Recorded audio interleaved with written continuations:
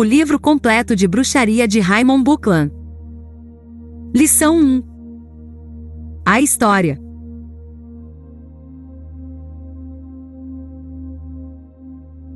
Antes de realmente chegar ao que a bruxaria é, talvez devamos olhar para trás e ver o que ela foi, a história dela. Os bruxos precisam conhecer suas raízes, conhecer como e por que as perseguições surgiram, por exemplo, e onde e quando o ressurgimento ocorreu. Existe muito a se aprender com o passado. É verdade que muitas partes da história podem parecer sem vida e tediosa a muitos de nós, mas isto está longe de ocorrer com a história da bruxaria. Ela está muito viva e cheia de episódios empolgantes. Muitos livros foram escritos sobre as origens da bruxaria. A vasta maioria sofreu com o preconceito, como será explicado em breve, mas uns poucos dentre os mais recentemente publicados contaram a história com exatidão, ou com tanta exatidão quanto se pode apurar.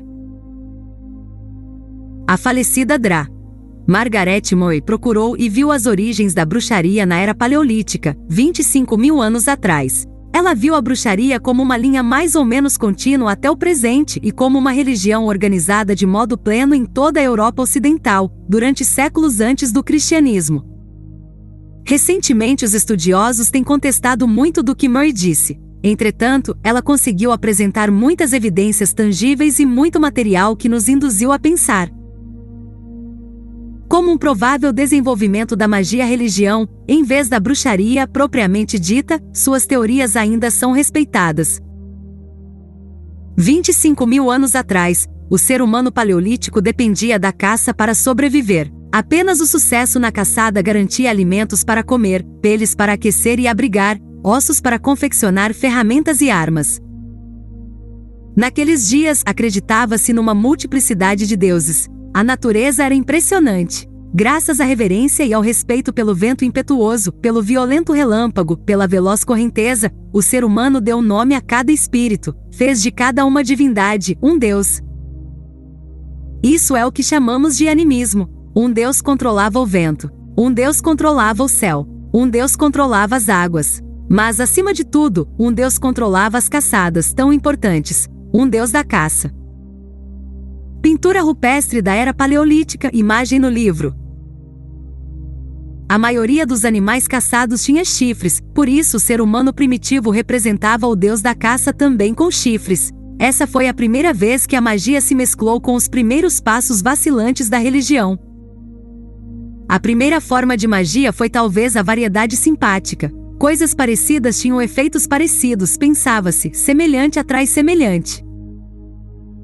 Se fizessem uma estatueta de bisão em argila e de tamanho natural, e ela fosse atacada e morta, então a caça a um bisão de verdade também terminaria na morte do animal.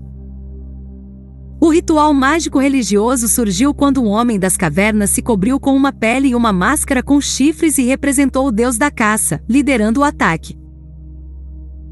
Existem ainda pinturas rupestres representando tais rituais, assim como estatuetas em argila de bisões e ursos transpassados por lanças.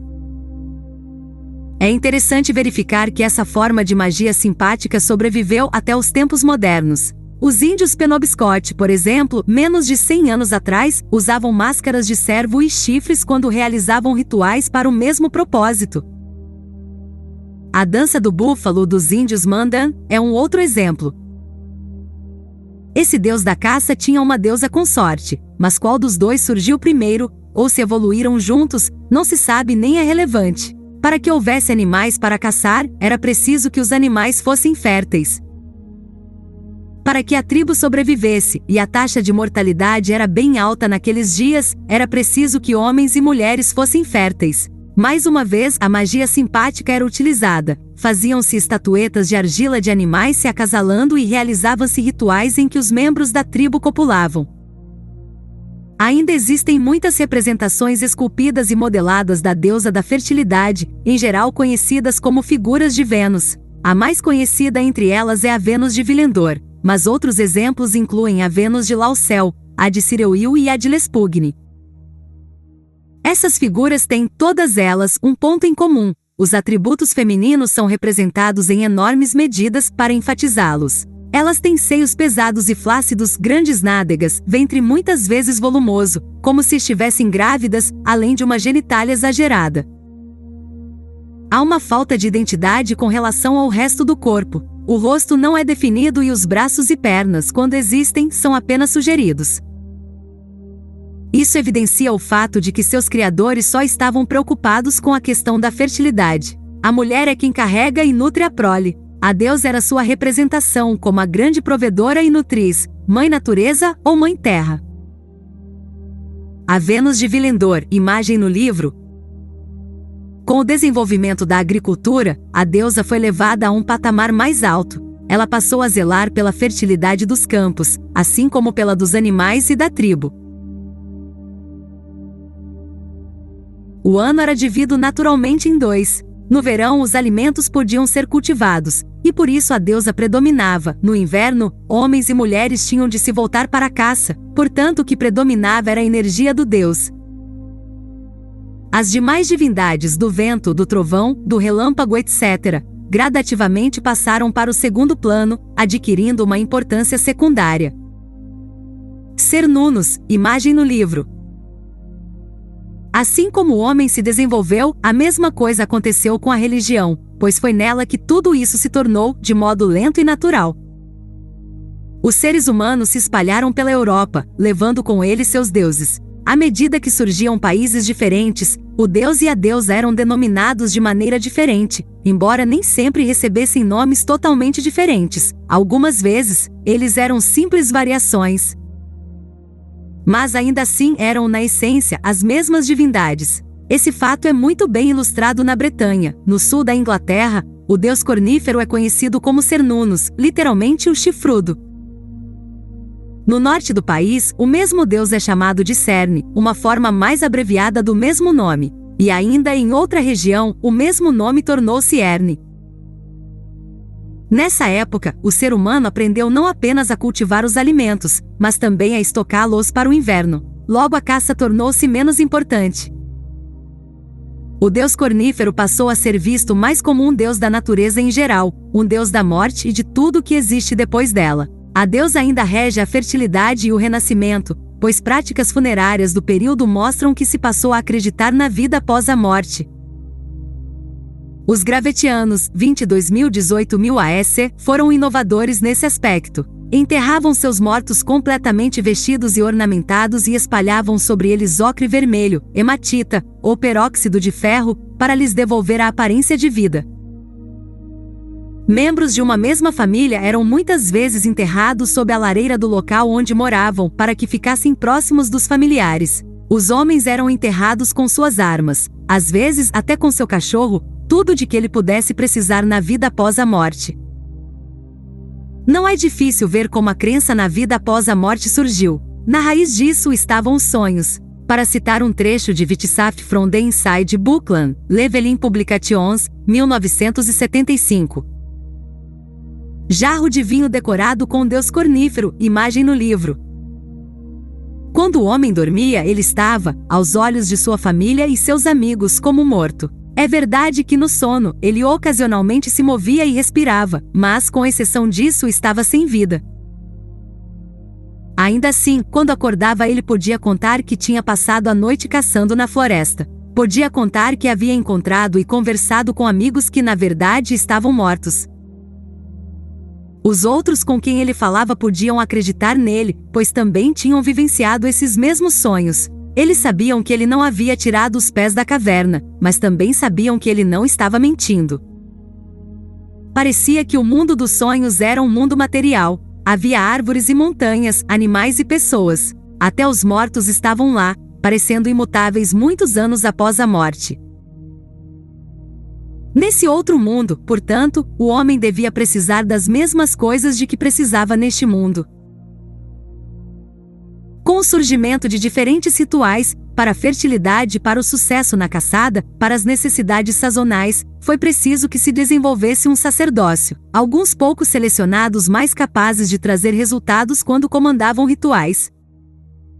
Em algumas regiões da Europa, embora provavelmente não em tantos lugares quanto Moray, Indicou: esses líderes rituais ou sacerdotes e sacerdotisas tornaram-se conhecidos como os Wicca, os sábios.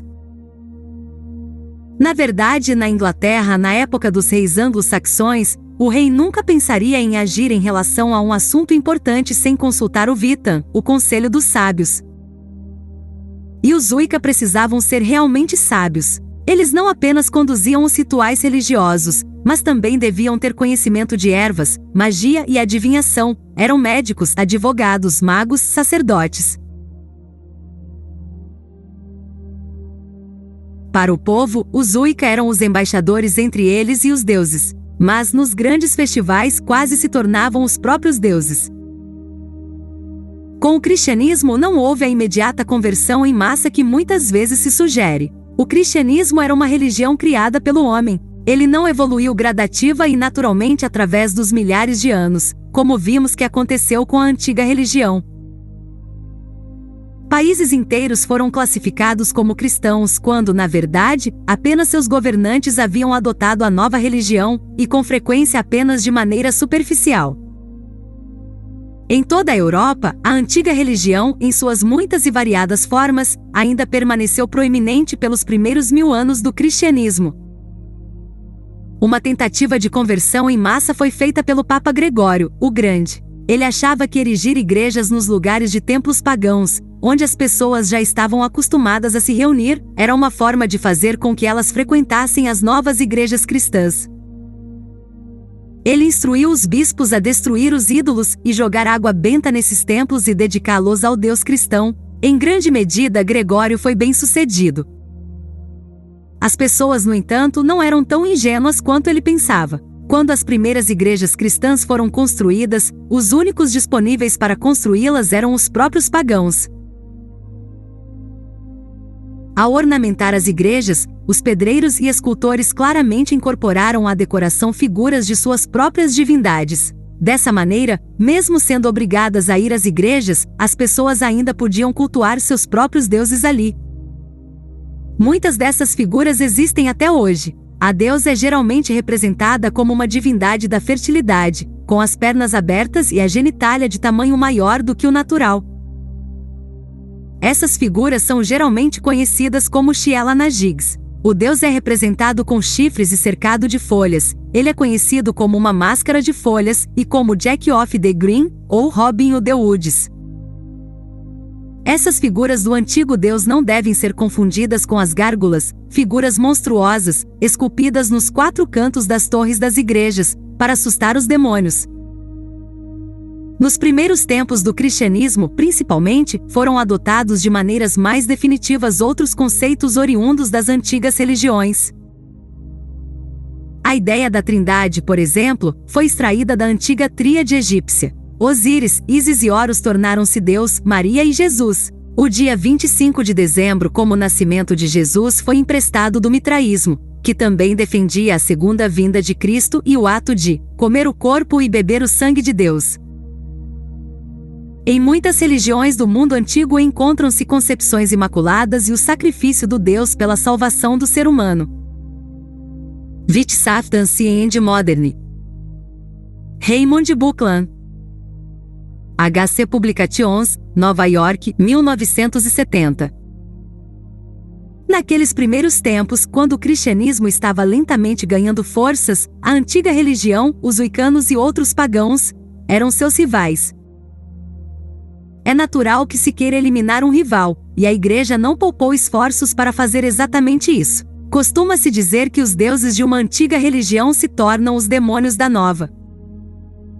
E esse foi certamente o caso aqui. O deus da antiga religião era um deus cornífero, portanto, aparentemente era o demônio cristão. Aos olhos da Igreja, os pagãos eram obviamente adoradores do demônio.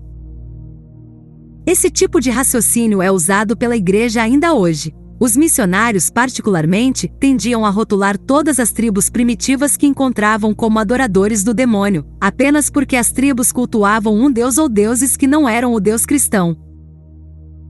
Não fazia diferença que as pessoas fossem boas, felizes e muitas vezes vivessem melhor do ponto de vista moral e ético do que a vasta maioria dos cristãos, elas tinham que ser convertidas. Alguns instrumentos de tortura usados nos julgamentos das bruxas de Bamberg, imagem no livro. A acusação de adorar o demônio, frequentemente associada aos bruxos, é ridícula. O demônio é puramente uma invenção cristã. Não há nenhuma menção a ele, como tal, antes do Novo Testamento. Na verdade, é interessante notar que todo o conceito de maldade associado ao demônio decorre de um erro de tradução. A palavra original hebraica Satã, que aparece no Velho Testamento, e a palavra grega diabolos, do Novo Testamento, significam simplesmente oponente ou adversário. É preciso lembrar que a ideia de dividir o poder supremo em dois, o bem e o mal, é de uma civilização avançada e complexa. Os deuses antigos, ao longo de todo o seu gradativo desenvolvimento, eram muito humanos, o que significa que tinham por natureza um lado bom e um lado mau. Foi a ideia de uma divindade constituída apenas de bondade e amor que tornou necessário o surgimento de um antagonista. Numa linguagem simples, só se pode ver a cor branca se existir uma cor contrária, o preto, com a qual a comparar. Essa visão de um Deus constituído apenas de bondade foi desenvolvida por Zoroastro, Zaratustra, na Pérsia no século VII. A ideia disseminou-se posteriormente para o Oeste e foi adotada pelo mitraísmo e depois, pelo cristianismo. O Maleus Maleficarum é composto de 3 partes, sendo que a primeira trata das 3 condições necessárias para a bruxaria: o diabo, a bruxa e a permissão de Deus Todo-Poderoso. Nesse livro, o leitor é advertido pela primeira vez de que não acreditar em bruxaria é heresia. Discutem-se então se as crianças podem ser geradas por íncubos e súcubos, a copulação das bruxas com o demônio, se as bruxas podem influenciar a mente dos homens, incitando-os ao amor ou ao ódio, se as bruxas podem embotar o poder de gestação ou obstruir o ato venéreo, se as bruxas podem fazer truques de prestidigitação, de modo que o órgão masculino pareça inteiramente afastado e separado do corpo, as várias maneiras pelas quais uma bruxa pode matar uma criança no útero, etc., etc. A segunda parte trata dos métodos pelos quais as bruxas infligem os malefícios e de que modo estes podem ser curados. Explica os vários métodos pelos quais os demônios, por meio das bruxas, seduzem e atraem inocentes para o aumento de seu horrível ofício e sua companhia. A forma pela qual é feito um pacto com o diabo, como elas se transportam de um lugar para o outro, como as bruxas impedem e previnem o poder da procriação, como elas deixam os homens desprovidos do seu membro viril, como as bruxas parteiras cometiam crimes horrendos quando matavam as crianças ou as ofereciam ao diabo em blasfemo ritual, como as bruxas infligiam mal ao gado, desencadeavam e evocavam tempestades de granizo e de como fulminavam homens e animais com raios. Seguiam-se então remédios para as situações acima. A terceira parte do livro, que trata das medidas judiciais no tribunal civil e eclesiástico a serem tomadas contra as bruxas e contra todos os hereges, é talvez a mais importante. É nessa parte que se descrevem as normas para a instauração dos processos e para lavrar as sentenças. Quem são os juízes mais indicados para o julgamento de bruxas? É a primeira questão. Segue-se o método para dar início a um processo, o juramento solene e o interrogatório das testemunhas, a qualidade e a condição das testemunhas, se inimigos mortais podem ser admitidos como testemunhas. Aqui ficamos sabendo que o testemunho de homens de má reputação e de criminosos, e de servos contra seus mestres é aceito. Deve-se notar que uma testemunha não deve ser desqualificada devido a qualquer espécie de inimizade. Nós descobrimos que, em se tratando de bruxaria, praticamente qualquer pessoa pode fornecer provas, embora em qualquer outra situação elas não fossem admitidas. Até as provas oferecidas por crianças pequenas eram admissíveis. É óbvio, pelo que foi mencionado, que os autores do Maleus Maleficarum tinham certas obsessões. Muitos capítulos são, por exemplo, relacionados a aspectos sexuais da bruxaria. Quem eram os autores dessa obra infame? 2 dominicanos chamados Jacó Sprenger e Heinrich Inschitor Kramer. Wissenschaften und Moderne. Raymond Buckland. H.C. Publications, Nova York, 1970. Castelo de Huchen, imagem no livro. À medida que o cristianismo gradativamente se fortalecia, a antiga religião perdia terreno. Na época da Reforma, ela só existia em regiões remotas da área rural. Nessa época, os não-cristãos passaram a ser conhecidos como pagãos ou gentios. A palavra pagão vem do latim pagani e significa simplesmente pessoa que mora no campo. A palavra gentil significa aquele que vive na mata. Os termos, portanto, eram apropriados para os não-cristãos daquela época, mas não tinham nenhuma conotação de maldade. Seu uso hoje, de forma depreciativa, é totalmente incorreto. A campanha difamatória contra os não-cristãos continuou ao longo dos séculos. O que os wiccanos faziam era deturpado e usado contra eles. Eles de fato faziam magia para promover a fertilidade e aumentar as colheitas, mas a igreja dizia que tornavam as mulheres e o gado estéreis e arruinavam as colheitas. Aparentemente ninguém parava para pensar que se os bruxos realmente fizessem tudo aquilo de que eram acusados, eles também sofreriam as consequências. Afinal, eles também tinham que comer para viver. No antigo ritual para a fertilidade, os camponeses iam para os campos, sob a luz da lua cheia, e dançavam ao redor deles, montados em forçados, mastros e vassouras, cavalgando-os como cavalos de madeira. Eles deviam saltar no ar enquanto dançavam, para mostrar aos brotos a que altura deviam crescer, uma forma inofensiva de magia simpática. A igreja, no entanto, dizia não apenas que eles estavam agindo contra as colheitas, mas que na verdade voavam em seus mastros, claramente um ato demoníaco. Em 1484, o Papa Inocêncio VIII publicou sua bula contra as bruxas. 2 anos depois, 2 infames monges alemães, Heinrich Institores Kramer e Jacob Sprenger, produziram sua inacreditável obra anti-bruxaria, o Maleus Maleficarum, o Martelo das Feiticeiras. Nesse livro, davam instruções específicas para a perseguição das bruxas. Entretanto, quando o livro foi submetido à aprovação da Faculdade de Teologia da Universidade de Colônia, na Alemanha, o censor nomeado da época, a maioria dos professores considerou ilegal e antiético. Kramer e Sprenger não desanimaram e forjaram a aprovação da faculdade, uma farsa que não foi descoberta até 1898. De modo gradativo, a histeria provocada por Kramer e Sprenger começou a se espalhar. Ela se alastrou como fogo, surgindo em lugares inesperados e espalhando-se rapidamente por toda a Europa. Por quase 300 anos, a fúria das perseguições continuou. A humanidade enlouqueceu. Habitantes de vilas inteiras onde se suspeitava haver 1 ou 2 bruxas morando eram enviados à morte aos brados de "matai-os todos". O Senhor reconhecerá os seus. Em 1586, o arcebispo de Treves decidiu que bruxos tinham causado o inverno severo que assolava a região. Por meio de frequente tortura, obteve uma confissão, e 120 mulheres e homens morreram na fogueira, sob a acusação de que haviam interferido nos elementos naturais. Casa de Salem, cidade onde ocorreram os julgamentos das bruxas de Salem, imagem no livro. Uma vez que a fertilidade tinha grande importância, a fertilidade dos campos e dos animais, os Wicca, seguidores da religião baseada na natureza, realizavam certos rituais sexuais.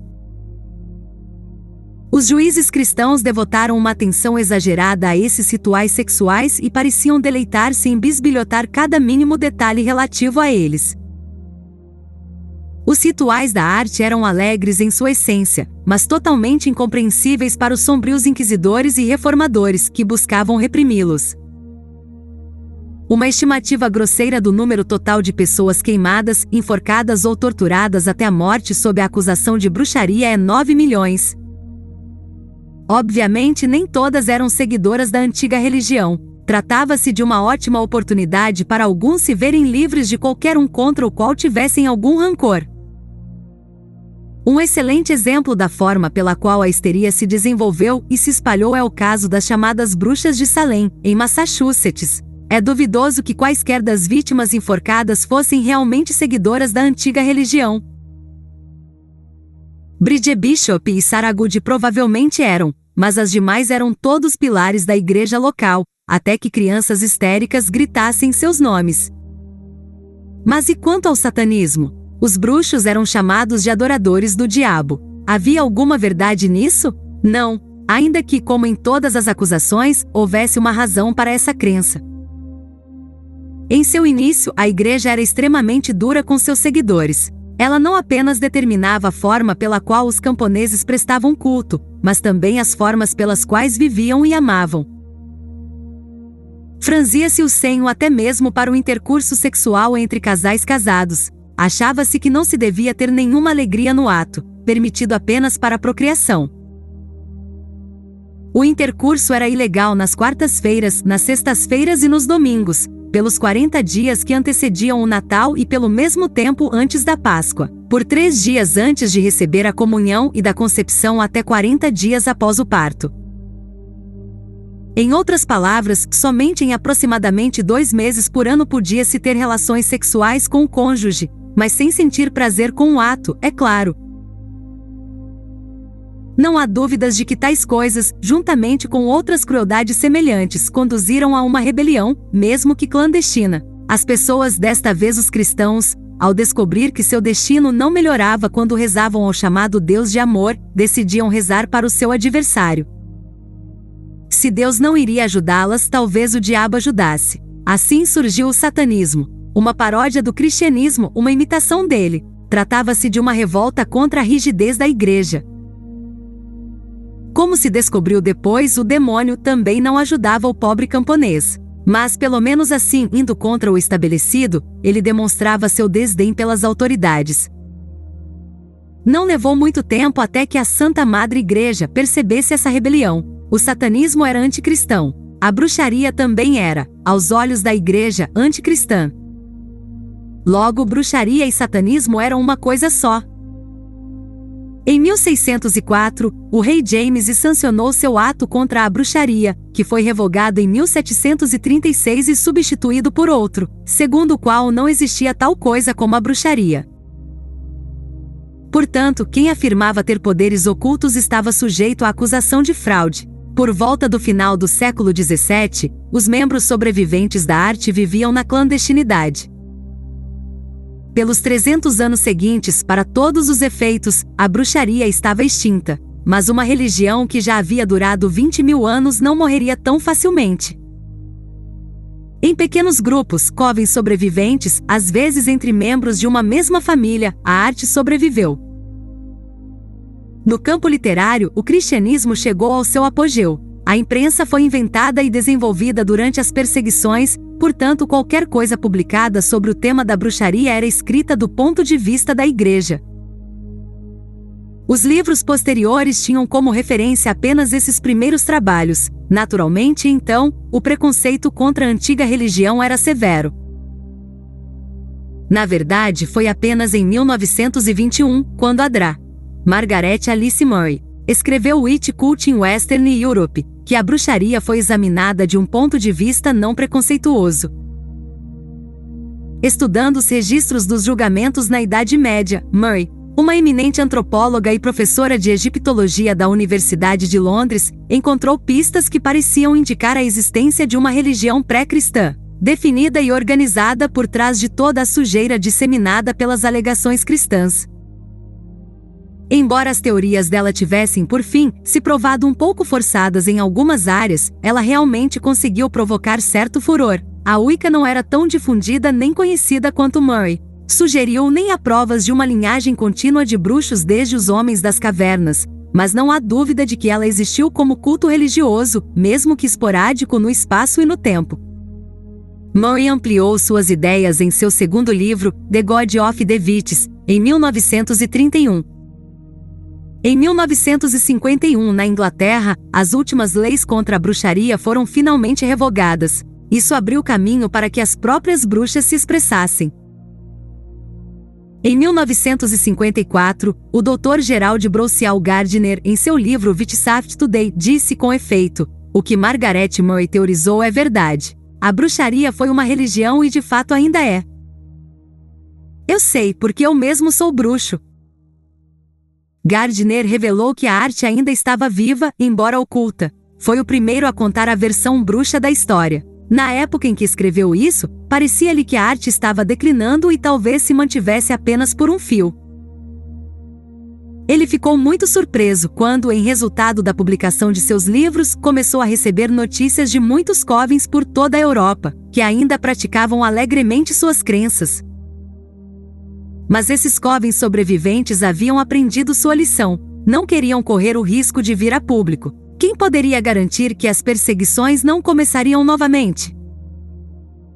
Dr. Gerald Gardner, imagem no livro. Por algum tempo, Gerald Gardner foi a única voz em defesa da arte. Ele afirmava ter sido iniciado num coven inglês perto de Christchurch, na costa sul da Inglaterra, logo antes do início da Segunda Guerra Mundial. Ele ficou empolgado com o que encontrou. Havia passado toda a sua vida estudando magia religiosa e agora era parte dela. Ele queria sair correndo dali e contar para todo mundo. Mas não tinha permissão para tal. Por fim, depois de muito implorar, permitiram que ele apresentasse algumas das verdadeiras crenças e práticas dos bruxos num romance, High Magic's Age, publicado em 1949. Ele levou mais 5 anos para persuadir o coven a permitir que ele contasse a natureza dos fatos. Para complementar Witchcraft Today, ele publicou seu terceiro livro em 1959, intitulado The Meaning of Witchcraft. Com base nos seus próprios estudos de religião e magia, Gardner concluiu que os remanescentes da bruxaria que ele encontrara estavam incompletos e, em certo sentido, incorretos. Durante milênios, a antiga religião havia sido puramente uma tradição oral. Foi apenas com as perseguições, com a separação dos covens e a resultante perda de intercomunicação que surgiram os primeiros registros. Naquela época, quando os bruxos tinham que se reunir nas sombras, os rituais passaram finalmente a ser descritos no que se tornou conhecido como o Livro das Sombras, que era copiado e recopiado à medida que passava, através dos anos, de um líder de coven para outro. É natural que houvesse erros. Gardner reuniu os rituais do coven ao qual pertencia um grupo basicamente inglês-celta, e os reescreveu do modo que ele sentia que deviam ter sido. Essa foi a base do que se tornou conhecida como bruxaria gardneriana. Com o tempo surgiram muitas teorias e acusações acirradas e surpreendentes, desde Gardner inventou a coisa toda até Gardner encarregou a Aleister Crowley de escrever o Livro das Sombras para ele. Tais acusações nem merecem uma resposta, mas detalhes do trabalho preparatório de Gardner podem ser encontrados nos livros de Stuart Farrar, What Witches do e Sabbats for Wits. Entretanto, quaisquer que sejam os sentimentos que se nutra por Gardner, qualquer que seja a crença de uma pessoa com relação às origens da Wicca, todos os bruxos da atualidade e os que existirão pelos séculos à frente têm com ele uma enorme dívida de gratidão, pela coragem que ele teve de erguer a voz e defender a bruxaria. É por causa dele que podemos viver a arte, em suas muitas formas, nos dias de hoje. Nos Estados Unidos, o primeiro bruxo a se reconhecer como tal fui eu, Raymond Buckland. Naquela época, não havia covens nesse país. Iniciado na Escócia perto pela grã sacerdotisa de Gardner, decidi seguir os passos dele numa tentativa de corrigir os equívocos disseminados havia tanto tempo e mostrar a arte pelo que ela realmente é. Logo Sybil Leck entrou em cena, seguida de Gavin e Yvonne Frost, entre outros. Foi uma época empolgante na medida em que mais e mais covens, e muitas diferentes tradições, vinham a público ou pelo menos faziam-se conhecer. Hoje, aquele que deseja ser bruxo tem um vasto leque de tradições entre as quais escolher: gardneriana, celta em muitas variações, saxônica, alexandrina, druida, algarde, nórdica, irlandesa, escocesa, siciliana, una, etc. Detalhes de algumas dessas diferentes tradições são apresentados no apêndice A. É admirável que existam tantos e tão variados ramos, denominações ou tradições de bruxaria. Como eu disse na introdução deste livro, todos somos diferentes. Não é de surpreender que não exista uma religião que sirva para todas as pessoas. Da mesma maneira, não existe um tipo único de bruxaria que sirva para todos os bruxos. Alguns gostam de muitos rituais, enquanto outros prezam a simplicidade. Alguns são de origem celta, outros de origem saxã, irlandesa, italiana ou outra. Alguns são a favor do matriarcado, outros do patriarcado, e ainda existe quem busque o equilíbrio. Alguns preferem cultuar em grupo, coven, enquanto outros preferem o culto solitário. Com o grande número de denominações que existe hoje em dia, é mais provável que todos encontrem um caminho que possam seguir de boa vontade. O Moinho das Bruxas, berço da Wicca gardneriana, imagem no livro. A religião percorreu um longo caminho desde suas humildes origens, nas cavernas da pré-história. A bruxaria, como uma pequena faceta da religião, também percorreu um longo caminho. Ela cresceu e se tornou religião no mundo inteiro e muitas vezes legalmente reconhecida. Hoje não é difícil encontrar nos Estados Unidos festivais wiccanos abertos e seminários acontecendo em lugares improváveis, como acampamentos familiares e hotéis. Os bruxos aparecem em programas de rádio e TV, escreve-se sobre eles em jornais e revistas. Cursos de bruxaria são oferecidos em faculdades. Até mesmo nas Forças Armadas norte-americanas, a Wicca é reconhecida como uma religião válida. O panfleto número 165, 13 do Departamento do Exército Necessidades e Práticas Religiosas de Certos Grupos Selecionados, um manual para capelões, inclui instruções sobre os direitos religiosos dos bruxos, assim como de grupos islâmicos, Sikh, cristãos, indígenas, japoneses e judeus. Sim, a bruxaria tem um lugar em nosso passado e terá um lugar bem definido no futuro.